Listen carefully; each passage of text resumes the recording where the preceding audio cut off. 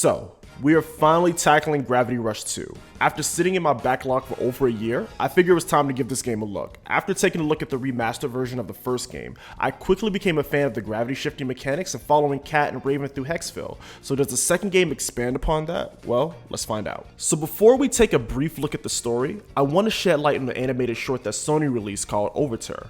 This acts as a bridge between the events of the first game and leads into the second. The game itself somewhat summarizes this, but it's only a 20-minute short, so give it a watch. So just like most of my reviews, I won't be doing a deep rundown of the story. I like to leave spoilers out of my reviews for story-driven games because I feel like most players will benefit from experiencing these stories firsthand. But we start this game as a miner. We're going deep down into the levels of the world to mine ore. After spending a short amount of time down here, we found out the miners we were actually following were Cat and Sid. Cat and Sid has been separated from their friends in Hexville and also Dusty. Cat's galaxy skin Cat is also missing. Hexville fell victim to the extreme disturbance in the gravity world, causing the city to disappear and Cats and friends to be sent to alternate worlds. Cat and Sid was taken in by this woman named Lisa in the Banga village. As a way to show their worth to the clan, Cat and Sid has to earn their keep by mining ore and doing things around the village. Cat befriends this girl named Cece, and soon after, Cece wanders into the hills and is quickly attacked by the returning Nevi. Now conveniently, Dusty shows up and now Cat has her gravity powers, and this is when the game really picks up. Once Lisa is convinced that Cat has special powers, she allows Cat to mine in forbidden areas where the payouts are much higher. The crew docks their floating village to the city of Jurga, and now our first plot begins. First off, I must say, Jurga is absolutely beautiful and I love the way the city looks. The shopping areas are lively, the layouts are interesting, and the whole concept of the city just made me want to explore. The plot of the arc really focused on the inequality of wealth and how the rich are using their resources to suppress the poor. I was so hooked on this plot and the game definitely did some interesting things here. In fact, the higher you go up in the city map, you're greeted with mansions and really self-absorbed people, and if you fall to the very bottom of the map, you're in the slums where people don't even know where their next meal is coming from. I love this and I wish the game really focused solely on this. I felt this would have made a fine plot on its own. But later on in the game, it finds a way to get you back to Hexville, and honestly, this part of the game was really a drag for me. We were introduced to a few new characters like Callie and such, but I really felt the return to Hexville was not needed. The game almost felt like two different titles, but I will say, the game does a nice job in wrapping up the overarching story, assuming you play to see the true ending of the game.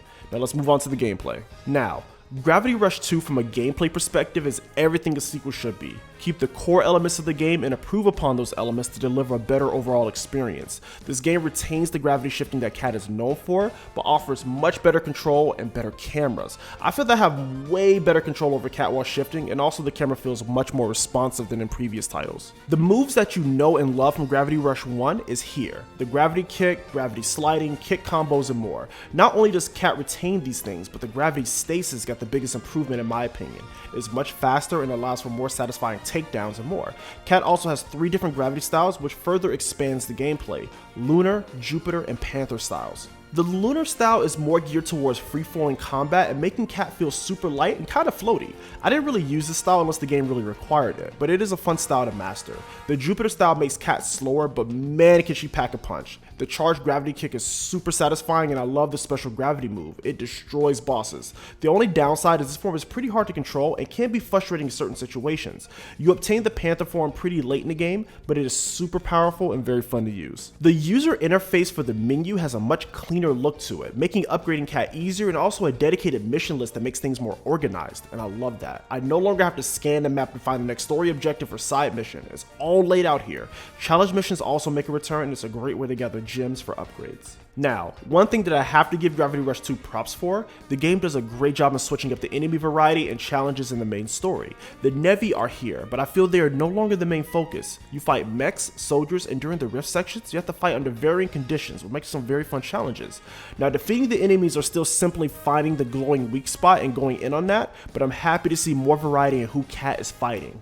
Now, there are boss fights, and yo, these fights are intense. Some of these bosses are nightmare inducing and the scale is huge. I want to stress that the final boss fight with Callie is not actually the final boss, so after the credit sequence, explore around some more. You may find something. Most bosses still follow the same rule: attack the weak points with the exception of a few character battles.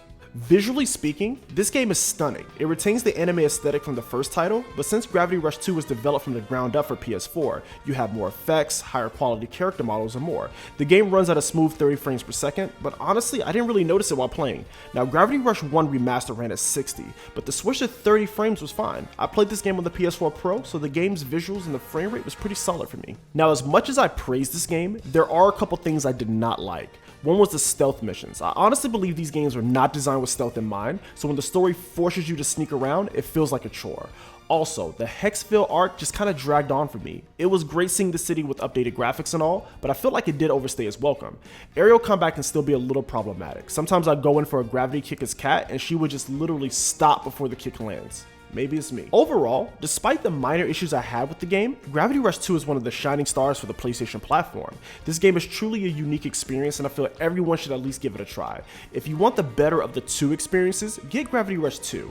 I know the game has free DLC focusing on Raven, but I will save my thoughts on that for another video. Thank you all for watching, and I'll see you next time.